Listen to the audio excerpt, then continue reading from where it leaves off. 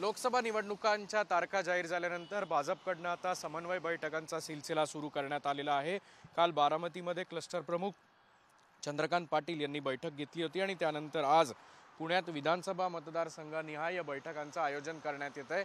या बैठकीमध्ये कोथरूड, शिवाजीनगर आणि पर्वती विधानसभा मतदारसंघातील प्रमुख नेते आणि तसंच भाजपसोबत असणारे इतर सहयोगी पक्षातील प्रमुख नेते उपस्थित राहणार आहेत। काल बारामतीमध्ये चंद्रकांत पाटील यांनी सगळ्या कार्यकर्त्यांना, पदाधिकाऱ्यांना सूचना दिल्या होत्या की गटतटातील राजकारण बाजूला ठेवून एकजुटीने आपण लढूया आणि विजय मिळवूया, असाच संदेश जे आहे तो आज पुन्हा एकदा बैठकीत देण्याच्या त्याबरोबरच निवडणुकीची रणनीती काय असेल यासोबत इतर चर्चा ज्या आहेत त्या चंद्रकांत पाटील यांच्या उपस्थितीत पार पडतील।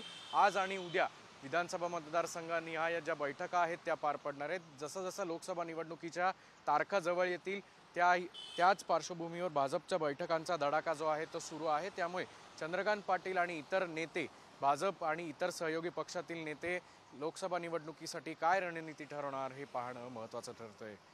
कॅमेरामन किरण काजेसह अक्षय बडवे, साम टीव्ही न्यूज, पुणे।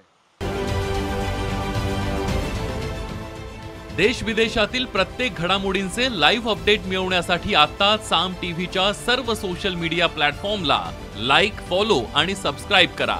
तसंच सर्व नोटिफिकेशनसाठी बेल आयकॉन प्रेस करायला विसरू नका।